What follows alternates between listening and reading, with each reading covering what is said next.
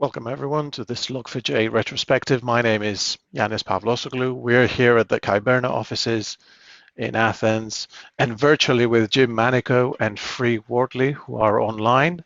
Welcome both. A little bit of housekeeping, what we'll be doing today. This is a Log4j retrospective, things that went well, not so well, in areas that can improve, for information security professionals and others involved in the Log4j vulnerabilities of December 2021. We're going to be talking for 45 minutes or so, and then we're going to be taking any number of questions from the live chat that we have running for this event. So if you do have questions, points of feedback, thoughts that you'd like to share with us, please don't hesitate to put them in the chat window. So with that housekeeping in mind, I'll pass over to Jim and Free for introductions. Jim Manico, let's start with you. Welcome.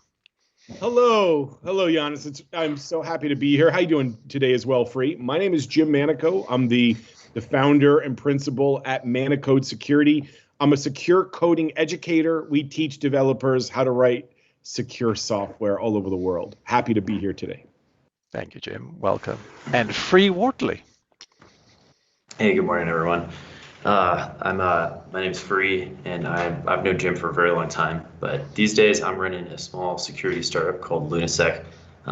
Maybe you heard our name when we wrote some stuff about the whole Log4Shell thing. Well, you came up with the term, right? That's true, yeah. Yeah, we came up with the term just because there wasn't a CVE when we were posting about it. I guess Apache had made the CVE, but it hadn't been flipped to public yet, so people were talking about it, but nobody really knew how to talk about it.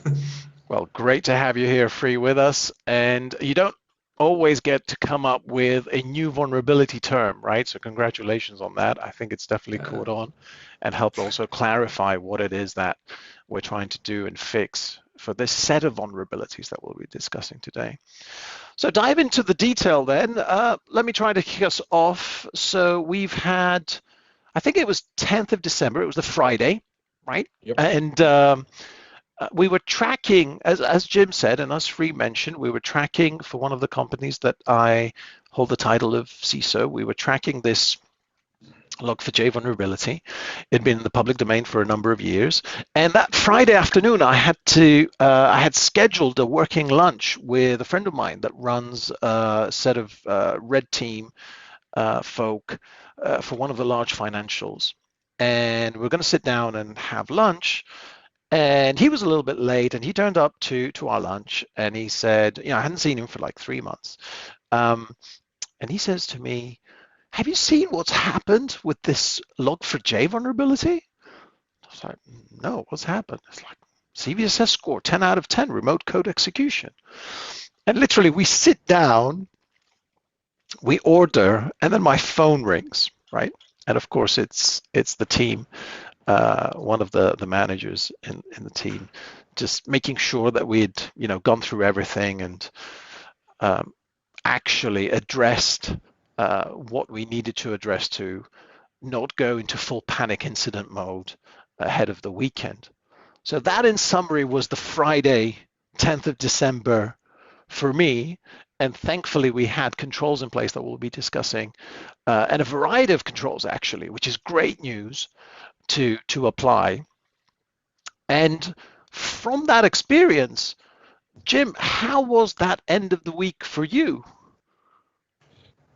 Now, Yiannis, to talk about Log4Shell, I need to go back in time even further. So for me, the story of Log4Shell starts in 2004. Whoa, Yiannis. So 2004, I live on the island of Kauai. I'm teaching high school at Kula High School, which is honestly the craziest school on the planet. It's like on a small island, middle of nowhere, owned by a really crazy billionaire. Love you, Jeff, wherever you are. You're crazy, but I love you. And it's like, so we have this like really advanced, strange high school. A lot of families send their kids to this private school in the North Shore, and Free is one of my computer science students. Now on Kauai, there's not a really big, strong academic streak here. So Free stood out because he actually did his work. He was really brilliant with computers. And I gave him a little bit of mentorship and kept an eye on his career for the next 15 years. So that's where I first met Free as a computer science student in high school, 2004. My story continues, Yiannis. In 2016 at Blackhat, there's a talk, a little bit obscure, but to me as a Java guy, really important talk in 2016. Alvaro Munoz, 2016, gives a talk, a journey from JNDI LDAP manipulation to remote code execution dreamland. This is the first time a legit researcher shows us if you're making in Java specifically a JNDI call with untrusted data, that gets you all the way to remote code execution. Here's the first research pushing that out, showing it's a problem, and this issue kind of goes away. We don't talk about it. Now, Yiannis, December 9th, 2022 early, I get a signal from Free like, hey, Jim, wake up, check this out. I'm pushing this out right now. And I read his initial blog post right as it goes live. And there's not many people chatting about this. There's a few conversations behind the scenes at a few companies. There's a lot of chit-chat on Chinese Twitter as they realize this vulnerability is legit. There's not a lot of big chatter. So I get this from Free, and I look it up, and there's nothing out there but his stuff. And I'm like, Free, wait a second. This vulnerability is going to be one of the biggest security incidents in history. It's going to be a big melt. He's like, yeah, Jim, yeah, it is. So I immediately start doing early notification to a couple of my customers. And strangely enough, there's a lot of back channel intel. All the customers that I notified on the 9th, they already got their early warning from a couple intel services and similar. And they're just beginning to think about, and they're just like, I'm writing and they're like, Jim, we're still like, we can't even absorb this yet. We're talking about it. We're a little freaked out. So most of my customers, when I do notification end of 9th or 10th, just a few that needs a notification, they already got it from their secret channels as well, and they're beginning their patch strategy. This is when we're at like previous 215, right? This is right when everyone's beginning to rush to 215 right now, right? 215 is just coming out around here, and now the patching Log4j debate and wars begin. And I'm out. That's my like early perspective on this and what I saw and what I did. But I think the real story is what Free's experience was. What you got for us, Free? Oh man, I can't match that energy. But yeah, God, for us, yeah, I linked. Just trying to remember the timeline. It's been about a month now. I was sitting down in my house in Seattle with my good friend and my colleague, Chris Thompson. And we actually heard from his roommate, who's a security guy at Uber, Alex Vanderpot. And he just linked us something on Twitter, and he's like, what the heck is this? And it was a POC on GitHub about this, but it was, it was all in Chinese. There's like no English about this. And we looked at it and we're just like, Log4j, okay, I've used that library, and like, okay, RCE, like what is this? So then we actually like looked at the exploit code, saw that like it was doing the JNDI stuff, found the talk on Blackhat, the one you're mentioning, which I'd heard about, but it's a 5-year-old talk. Like it's kind of old news at this point in security. And then from there, we just kind of in 20-30 minutes whipped out a blog post about this. And at that point, there had been, ironically, most of the news about this had been in the Minecraft community at that point. Correct. People posting about it, trying to get like RCE so they could like modify the server they're playing on. But yeah, we wrote up this blog post. And we wrote it really fast. I mean, the first version was a little rough, like took us maybe like 30 minutes. And by the time we got on Hacker News, there was another thread about it. So we dropped in the comments there. But after a bit, like we ended up getting updated as the main link, just because, the other one was light on details and ours actually went into the exploit and the remediation steps. And then from there, like it just got like a crazy amount of traffic. And I ended up getting pinged by a bunch of reporters from like the Wall Street Journal and Wired, and that next morning after I woke up after a very late night, ended up just talking on Signal with a Wired reporter, and then a few hours later there was a big quote about that conversation out on Wired, which is kind of a cool feeling. It's the first time that's ever happened to me. It must have been very cool. So, Free, how did you come up with the term Log4Shell? I mean, it makes sense as soon as you say it to someone, right? But what kind of inspired you there to, it's late at night, you're writing this blog post, you're trying to decipher not only code, but what's between the Chinese speak of that repo. As you said, Minecraft servers going back to, 26th of November, even before then, right, where we saw exploitation of this. How did Log4Shell come about?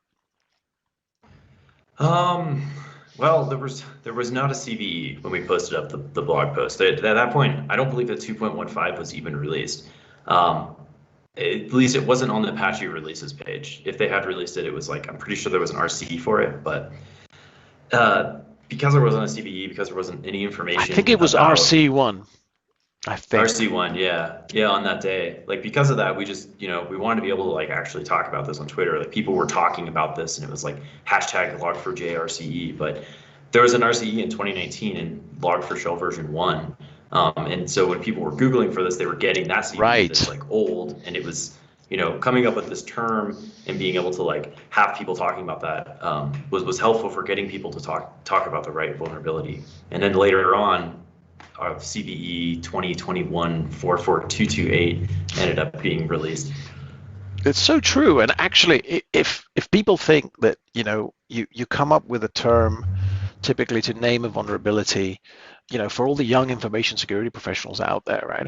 Actually, you typically want to give something an identifier so you can quote it quickly while you're working on it. And I think, Free, that's pretty much what you described here, right? Yeah, it was an interesting experience because I think of the security community. I remember I was talking with Chris about this. I'm like, maybe we should give this a name. And he's like, that's so, people are going to make fun of us forever. And I'm like, I don't know, man. Like, it's hard to talk about. And now it's got a specific name, and here we are. Well, that Friday for me was really interesting, because the first thing that we did was, after the whole news broke and after everybody started to talk about this, was verify that we actually had control of passing a set of parameters and what Java versions we had as well on the internet-facing infrastructure, so that to buy us time for the developers to actually not have to go into incident mode and start patching systems, or for us to be shutting down systems, taking them offline, off the internet, and so on. So I think that was interesting in the context of what followed your blog post and the media hype, Free, and what Jim described as well, in that you basically had some controls that you could apply, right? And the question was, okay, what are the controls that we should put in place to allow us to properly then go in and address the issue? I don't know, Jim, from your side, after that initial kind of Thursday, Friday, Saturday, Sunday time window, what was happening early following week? So the first thing I see is a lot of web application firewall rules go up that were frankly rather robust. I think the WAF community at Mod Security and others who put like Mod Security core rule set, they pushed out a set of rules that were extremely hard to bypass. I did not see a lot of bypasses because the actual attack string was pretty straightforward. There are variations, but I just give the WAF community some credit. They put some good rules out fast. But the thing is, a lot of folks were worried about their public-facing properties, and that was their priority, which would have been mine as well as a CISO. But there's so many intranet sites that still got hit by this, because a WAF is not the only point of entry into a logging call. There's so many other ways that data can flow into intranet applications from external sources that just patching the public layers was not even close to being enough. We had to go back to legacy software, intranet software, customer software, pretty much everything in the Java ecosystem we were running. It was hard to find. So two big problems were happening right now. Problem number one is that the mitigations, while effective, were not complete. And the realized that we had to patch everything, and that was going to be extremely painful to do, number one. And number two, this is now when the patch parade begins, 215, 216, 217, 217.1, and there's mammoth confusion even among top-tier experts around whether or not we should push to the next patch level. Like 215 was a no-brainer, but 216 was debatable. And I made the call, go for it. Jim, we just spent mammoth effort to go 215 and took a lot of people out of pocket to work all weekend, and everyone's stressed out and we're freaked out. What should we do? And I made the call, go 216, not because I had absolute information on the danger of it, but because the information on how bad it was rapidly emerging. I'd see 1 minute, it's not a problem. Then Alvaro say, wait a second, here's an example I would exploit it. Right, yeah, I saw that. Research, and I'm like, I don't know what the answer is. I'm getting like radically different. And I'm looking at I'm a member of the Java Champion community, and this is some of the best Java people in the world. They're all like debating this as well. And I see answers on both ends of the spectrum. So I don't have a conclusion. Do we go 216? So I made the call. You already just figured out how to do it. Everyone's fresh on the ability to update. It's debatable. This is but the criticality potential here as we get more research on 216 could be mammoth. So I said, go for it. I'd probably, now that I know what I know now, I'd probably revert that advice and say, you can wait a little bit before you do the 216 push, because what I saw, that 216, 217, and 217.1 for most of my customers and for most needs did not seem critical. I could be wrong. I'd love to get more feedback on you with that, Free, but 215 was a absolutely necessary upgrade. Move now, do it, level 10. Yeah. 215 was just, I mean, it's just so trivial to explain the exploit. Like I remember explaining the exploit to my girlfriend over dinner, and I was able to show her the screenshot someone had screenshotted, like them changing the name of their iPhone. And then I was like, look, they changed the name of their iPhone, and like, look at this is them showing that like an Apple server was just hacked. And like, I think for her, she was like, wait, what? You can just like set your username, you can set something, and this is how you hack it? Like somebody who knows very little about like computer security got it in like 30 seconds. And that's what I think was so powerful about this vulnerability. But specifically to 2.16, I think the thing that was, or I guess the vulnerability in 2.15 that made it so that people should patch to 2.16, that was like the second RCE for this, or the second CVE, sorry. And I would say like what I found that was scary to me after going through the code and stuff was the only thing that was preventing this from being a full-blown RCE was, well, how's your DNS configuration on your computer? Does your DNS resolver allow like loose strings to be resolved? And I think what people figured out is if you're running Mac OS X, BSD, Alpine Linux, like I think Fedora or Red Hat, you could bypass those local host whitelists that they had put in their patch. And there are mitigating factors there like your OS and stuff, but like it's pretty bad. Yeah. Especially when you think that you've already patched. I think that was a key point, right? Because that week for me, Jim, as you said, and also Free, what you just described, I knew that we only had a certain number of releases that we could do during normal work hours without going into incident mode. And we knew as well that, and we were in consensus and agreement that we had brought our organization's time to basically either through the -d parameters on the Dockers or through the WAFs or even through just normal F5 or other equivalent firewall rules, right? So we had brought ourselves time to look at and investigate the issue. But what I didn't want to happen that week is go through and basically patch and then have to patch again, and then probably there was going to be a second RCE as there was, or there's going to be a modernized version of the DDoS CV as well, which got published, right? So therefore, it was key that any time that we had in development cycles resolving dependencies in order to do the upgrades to get rid of the Log4j vulnerable versions was spent wisely.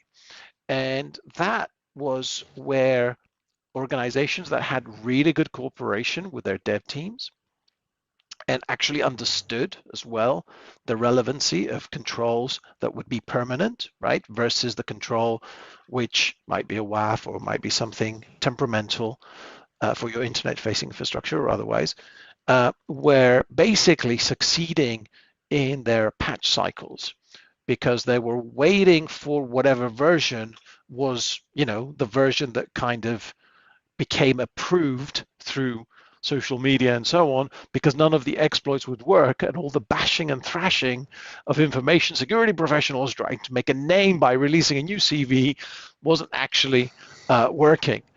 And I recall on that conversation that week, Jim, that there was a tweet exchange that we had, and it was, I don't remember which version it was. Oh, it was 215, right?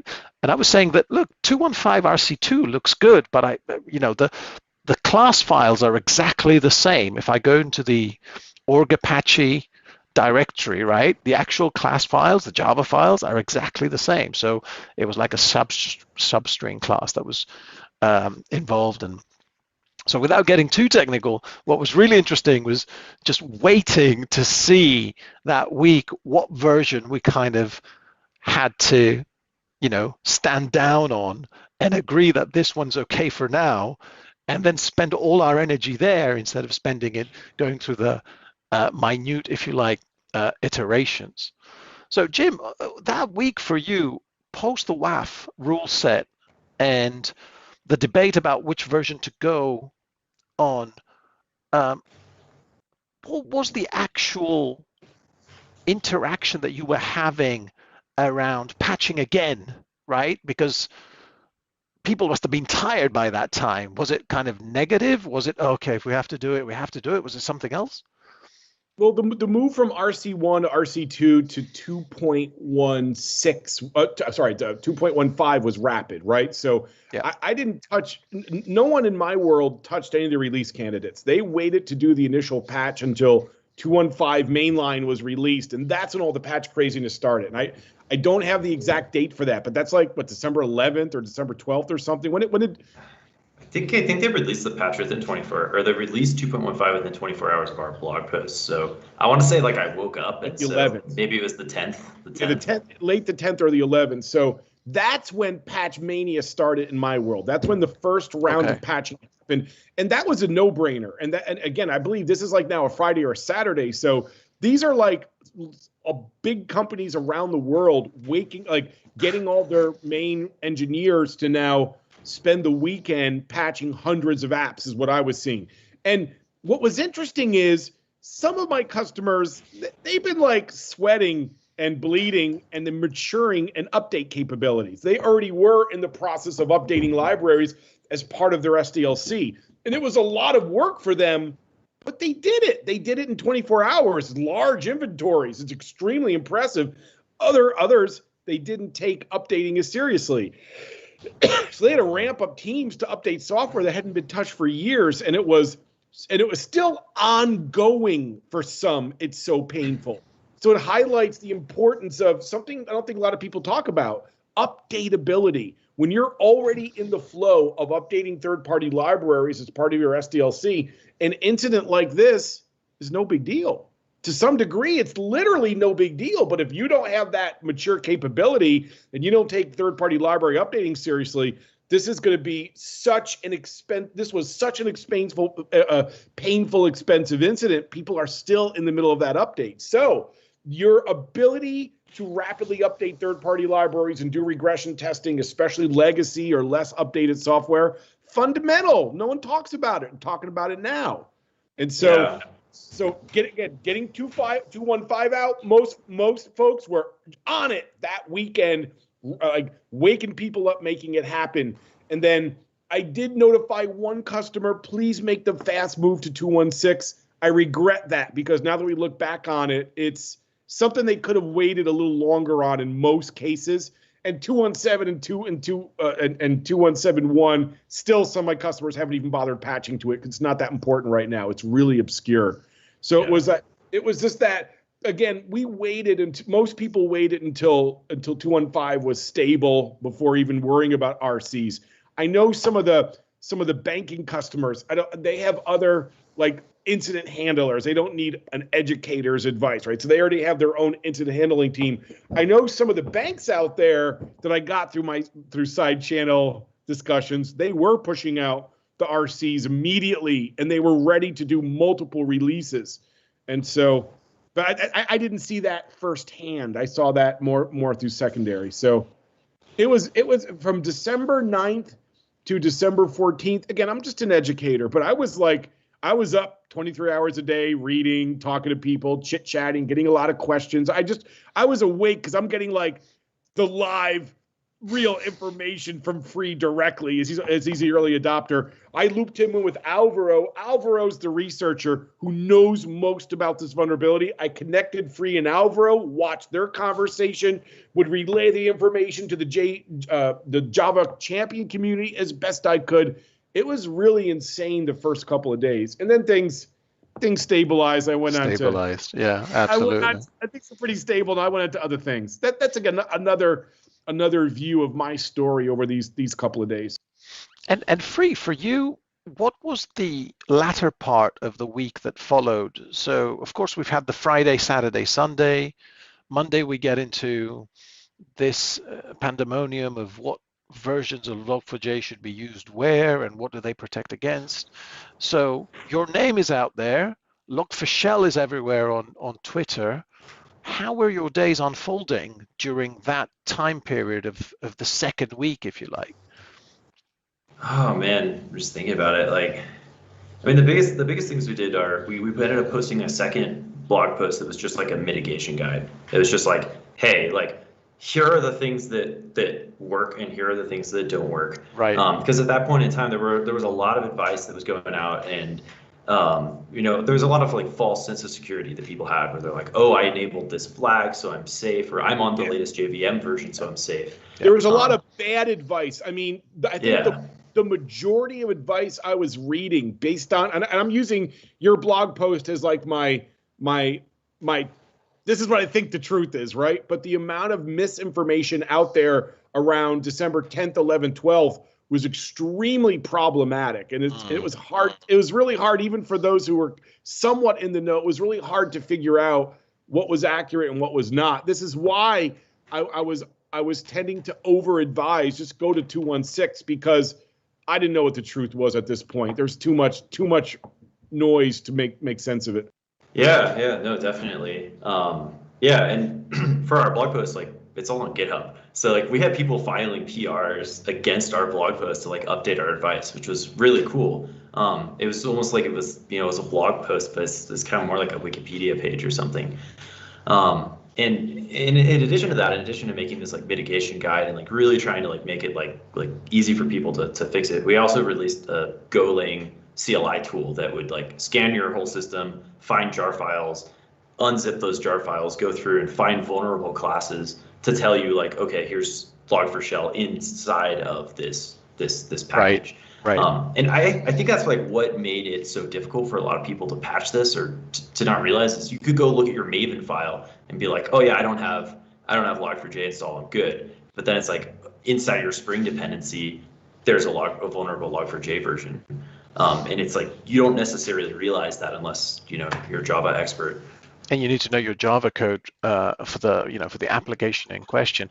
I think the actual key for me, and I also regret a couple of the tweets that we put out as Kiberna during that time, because we did like you, Free, because we were getting hammered by requests, right? So we did a good, bad, and ugly, and we put as good the -d parameters, right? The two different parameters. But actually, it wasn't this parameter as a standalone. It was, if you know what you're doing and if you know what your application is up to, then these parameters can buy you time based on your setup in order for you to actually patch and do things properly. Of course, Twitter doesn't allow for that kind of dialogue. And by then, if you hashtag Log4Shell or Log4j, I mean, it was manic, right? Plus all the tweet bots were retweeting this. Plus there were people claiming to have exploits that they didn't. So I think that second part of the week for me was more about calming down, all the folk in the dev world who are starting to get a lot of misinformation and actually scheduling the releases, right? Just saying, look, we've got one release to do. We're going to do it here, here, and here. And that's going to be our 2.16 version, and we'll be hands on deck. We'll look at the logs. We'll do the monitoring as well to see what's going on in case things, in case there's a 0-day there that we don't know about just yet. Did you have, Jim, as that trusted advisor that you described, that's kind of, above the intelligence analysts and all the responders to this, people were coming to you for advice to help filter through that, so much information and misinformation. Did you have any folk that actually came to you, Jim, and said, oh, actually, I don't know if I should even trust 2.16, or we're going to hold back altogether, or we're going to rely on network rules, or we're happy with the WAFs, the WAF rules that we have in place? Do you have any people just push back and say we're going to not touch this until the dust settles? No way. I mean, nobody at this point, no one who talks to me depended on the WAF rules. I'm a very anti-WAF kind of speaker, and I don't mean to be like that. I do believe in the power of WAFs, but it was not a complete mitigation. There were too many other side channel ways to get untrusted data into a logging entry to depend on the WAF. So it was still really wise to get those up and running. It did block a lot of real world attack traffic. So it's not bad. It's just not complete. And everybody in my world made the rush to 2.15. Everyone, not at the release candidate level, but by the time most people were aware of this, 2.15 is out at this point, and they begin their plans to roll that out. 2.16 was split, right? I think one of my customers, a larger one, they did roll out 2.16 to their critical systems, but not to their secondary systems, and that ended up being a wise choice. So nobody that I know of ignored this and waited for it to happen. This instantly caused almost every major company that I know of to run fast in the update world. Absolutely. And Free, in that running, what sort of requests were you getting, either as an individual or at a company level? Were people asking for consultation, for advice? Were they asking for services? Neither?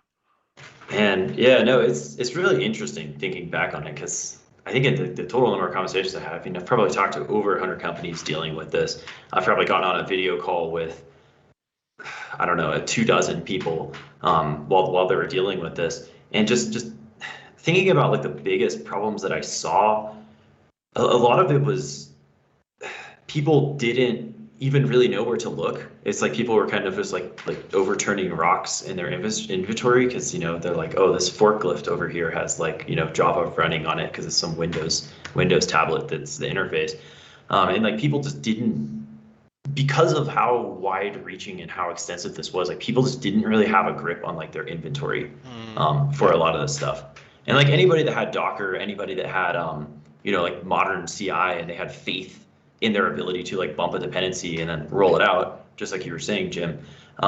Anybody that didn't have a mountain of tech debt was able to get over this pretty quick. But everybody that was I need to patch this and I have a mountain of tech debt, it wasn't just bump your lib, it was also deal with your mountain of tech debt. And that seemed to kind of be the worst thing that I saw. We ended up writing in our Log4Shell CLI, we would just patch a jar file directly and just overwrite the vulnerable class file. And that just kind of helps side skirt the issue. And I mean, we've had over 100,000 people use that. So that is very much helping people. But I think as a security community kind of looking at this now, especially for me as someone running a business, you have to think about what are the tools that would help to deal with this in the future. And if I may, Free, what interested me was one of the companies I advise is Bit Discovery. It's Jeremiah Grossman's asset discovery business. I mean, I think asset discovery is important. That's great. It's not security tooling per se. It's discovery. Is what in this service, again, I'm not getting too much into it. It just scans IP and domain ranges, looking for assets that you may not know about. And I think that's neat.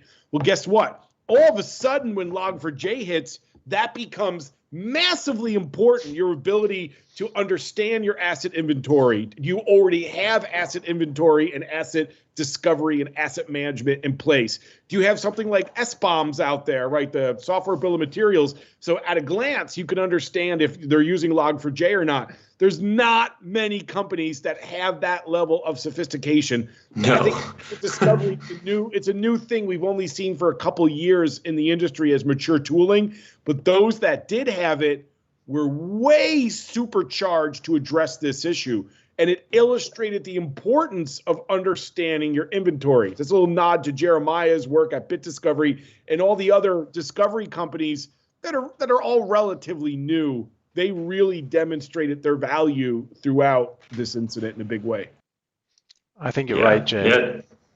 Yeah, absolutely. And if I look at actually, any discovery tool that we might be using versus any asset inventory that I've seen throughout the years, there's always something like there's like an IIS server. It's like, really? That's on the internet? Like we've got this box on the internet?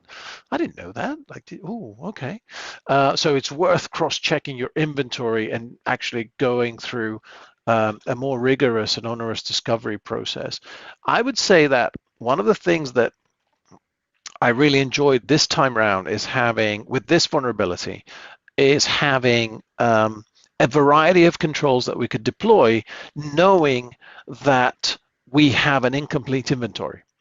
What do I mean? So we might not have a complete asset inventory, but because there was a lot of work done making sure that all the internet-facing infrastructure was Dockerized through the proper proxies and all that lovely stuff, right? In a network zone and so on and so forth. It meant that we had part of the inventory that we didn't know about, right? We weren't fully, we couldn't trust parts of the inventory, but for everything that was internet-facing, we could very easily go in and put the parameters in the Java on the Tomcat or whatever web application server was running there. And then from that work backwards to the patching cycles that you both described. Now, of course, that didn't catch everything, but that gave you some controls to deal with even the asset inventory problem, right?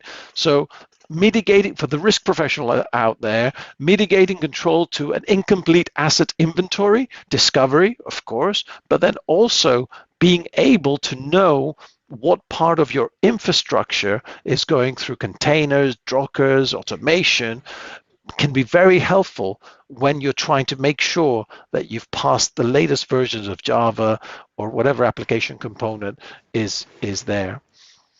Free, coming back to the end of the week, as we're approaching slowly the 45-minute mark. And for people on chat, please feel free to add more questions in the chat window. It would be great to see what questions you have, and we'll try to, of course, answer those questions towards the end of this live event. So Free, as the week is wrapping up, we're now approaching the Friday of the 17th of December.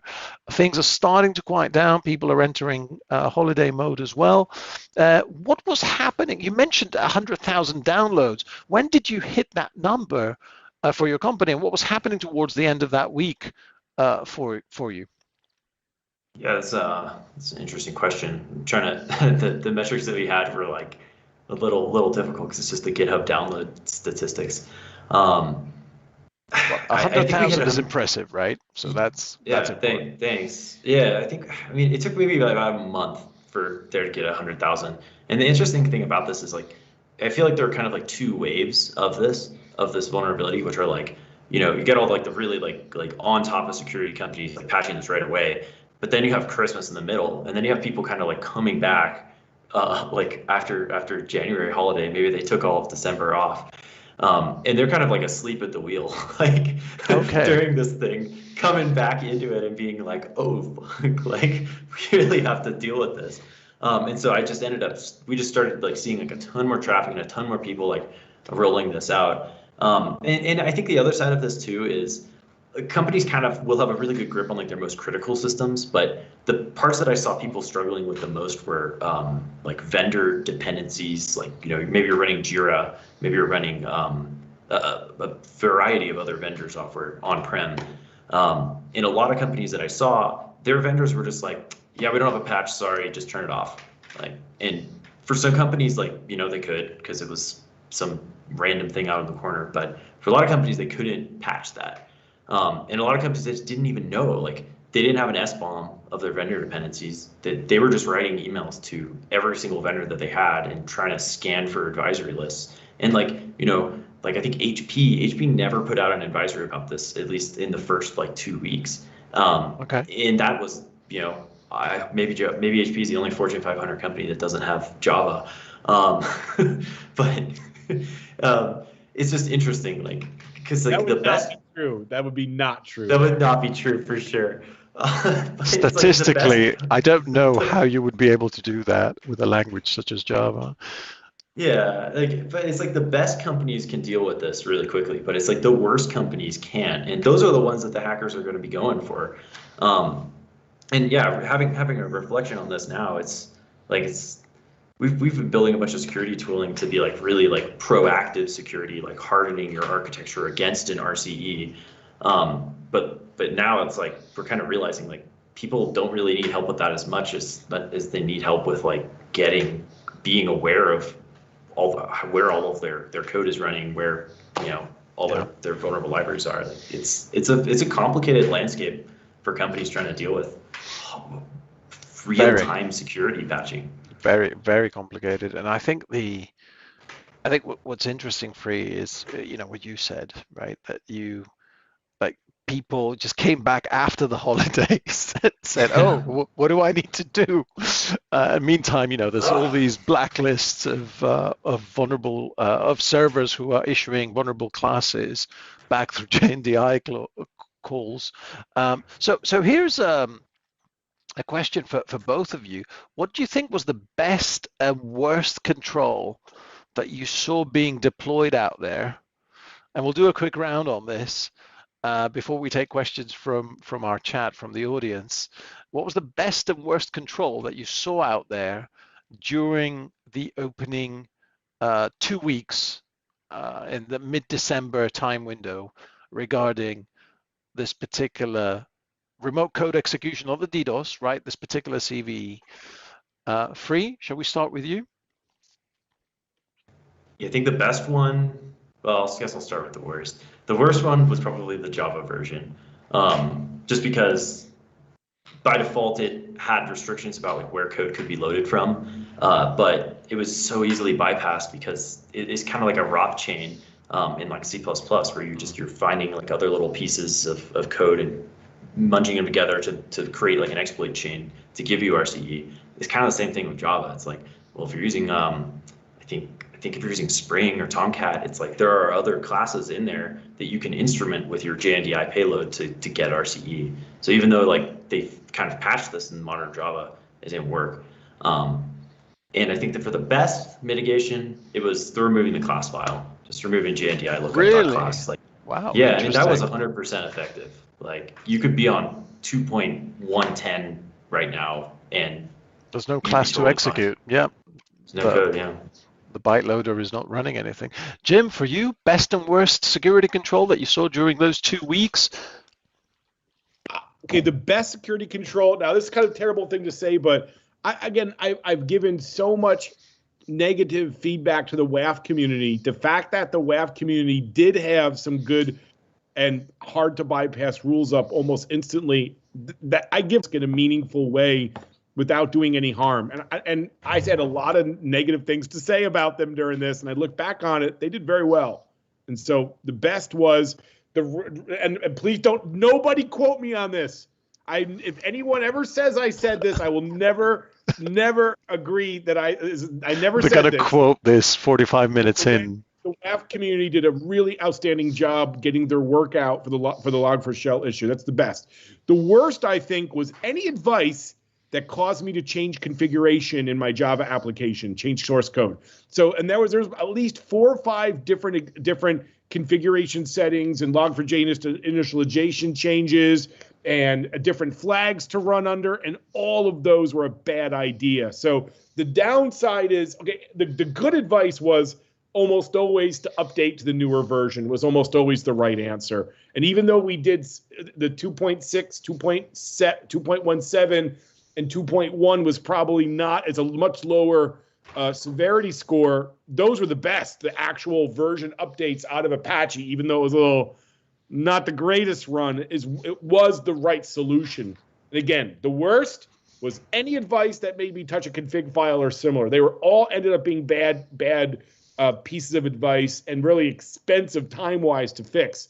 And again, the best was what came out, even though it was not the best of the best, but the best I saw was the releases that came out of Apache. They each one got a little bit better at locking this problem down.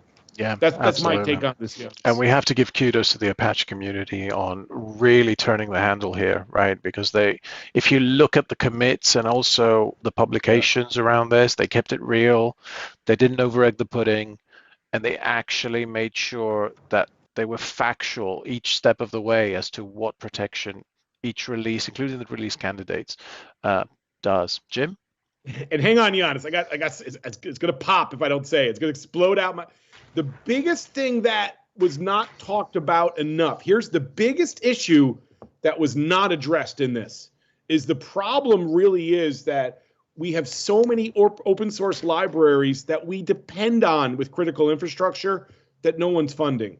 And like, you want to really solve the problem of third-party libraries, then give me a few $1 billion to augment Apache, the .NET NuGet community, the Python third-party library community, and ramp up a large open source assurance program so all the major libraries that we depend upon are going through DevOps level security assurance on a daily basis, at least.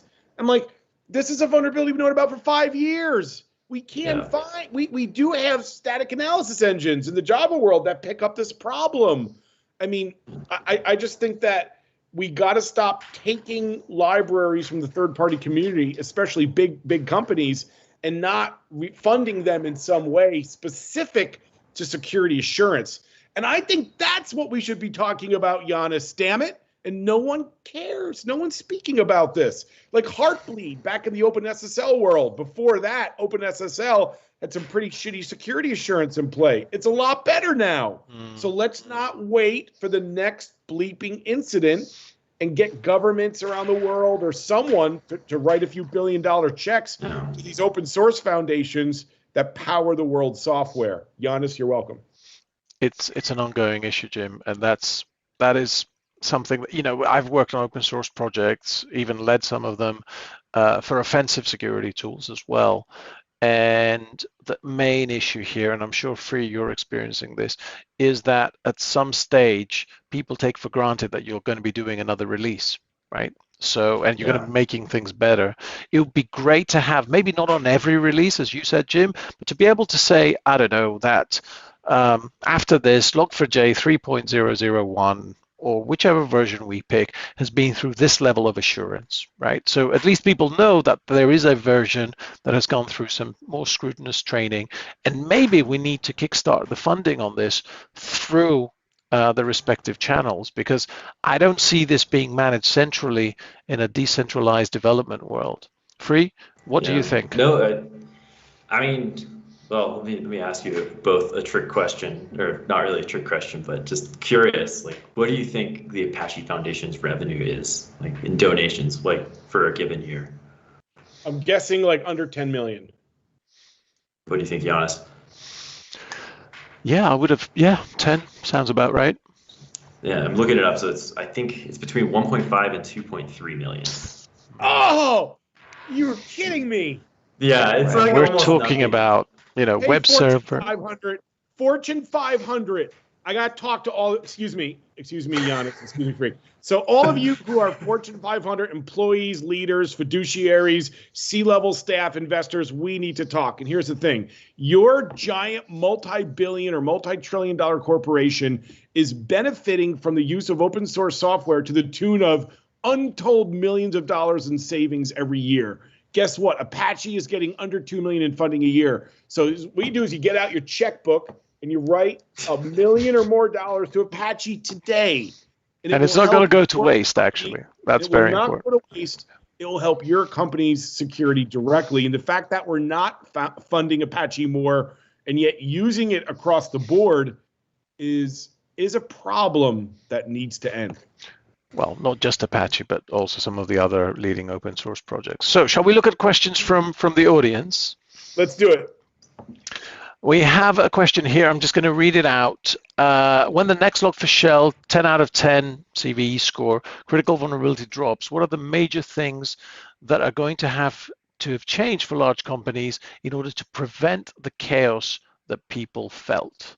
Jim. I got this one. It's a couple things. Number one, fund open source. Number two, have strong updateability capacity across your legacy and less frequently worked on software. What I mean is you got to onboard all of your legacy software that you're not working on into your DevOps security scanning pipeline at the very minimum.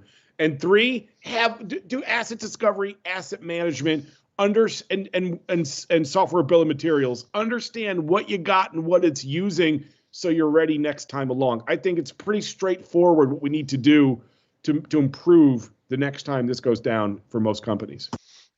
Very good, very good. So another question, what do you think about the rules that the firewall companies put out, e.g. F5 and other companies? Free, do you want to take this one? Well, like Jim was saying, it's like, it's hard to love a WAF because it's a Band-Aid. Like, it's there to buy you time. It's not a permanent fix. I think a lot of people get that wrong, or they trust their WAFs too much. So in terms of rules, I would say, it's a game of cat and mouse. Rule comes out, hackers figure out how to bypass it. New rule comes out, hackers figure out how to bypass it. And in this case, it's the regex is about this big in order to prevent this, because you can nest these things. It's like the first payload that came out was really simple. The last payloads that you're probably seeing in reality are very complicated. And that's only protecting you against people hitting your server. Like if someone manages to get something into a log file somewhere, and then your backend Hadoop job is running, grabs that, throws it into a Log4j sync, bam, you're popped. It's done. Yeah, absolutely. It's done, and that's why this is so complicated. A WAF is good for the first 24, 48 hours while you patch your critical systems, but it's not a long-term solution. Good answer. Yeah, I would agree with that. Next question that we have. What do you think about the misinformation that got published for the Log4j version 1 vulnerabilities that came out? Misinformation. I'm wondering what that means. I mean, I think people were definitely panicking about it because it's an RCE from 2019, but it has mitigating factors. It's not a 10 out of 10.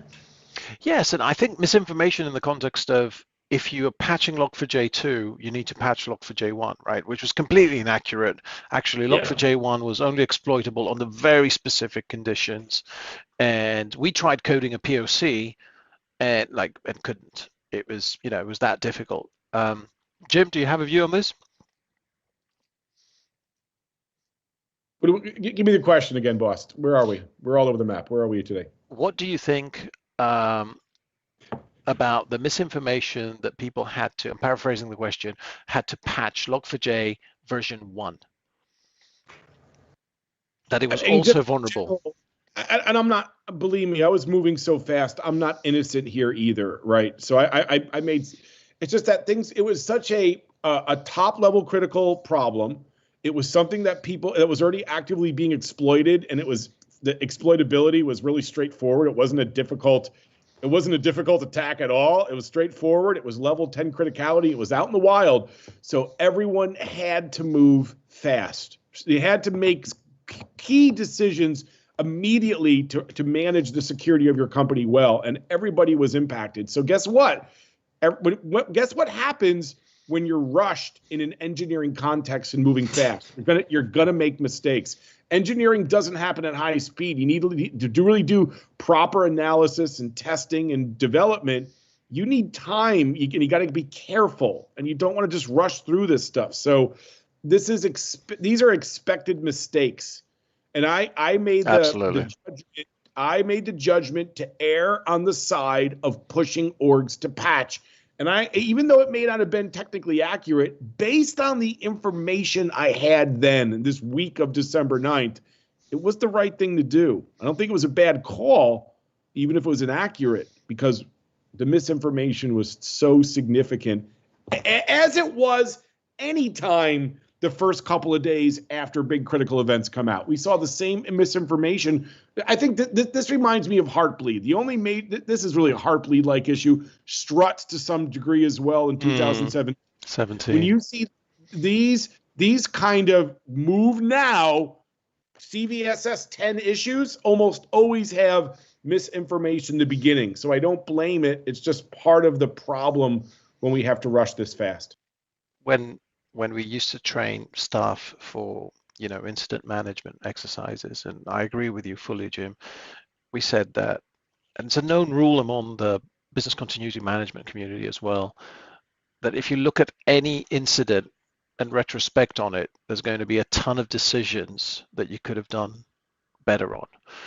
Yeah. Especially if it's an operational related. Where would you rather be, Yiannis and Free? Would you rather be the guy who said, just stay at 2.15 and you're okay, and then have those companies get popped by 216 level attacks and have real damage done to them?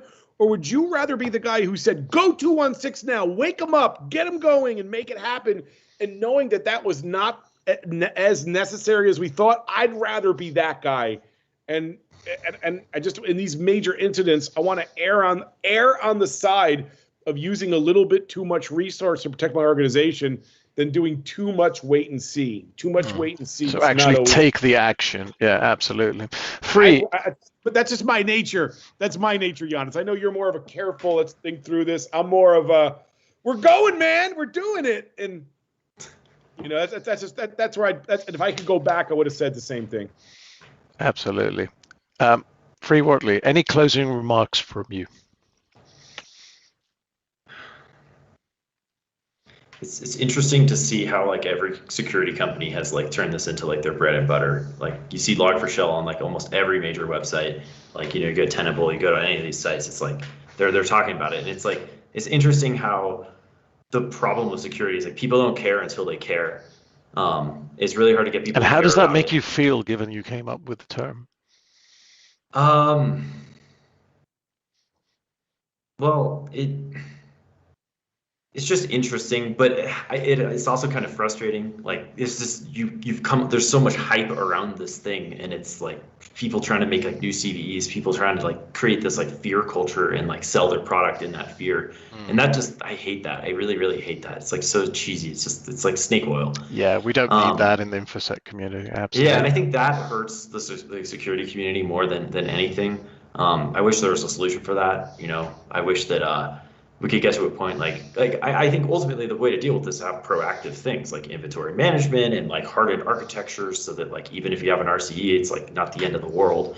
And I think getting towards that is great, but 1%, less than 1% of companies are at the point where they can start thinking about that. Almost everyone else is just panicking, dealing with completely reactively to these kinds of problems. Absolutely right. Well, we're approaching the top of the hour. Jim, Free, I want to thank you for your time today. Really enjoyed being here in this live YouTube event. Log4j Retrospective, we talked about the things that went well, not so well, and also the areas that we need to improve. So we'll share a set of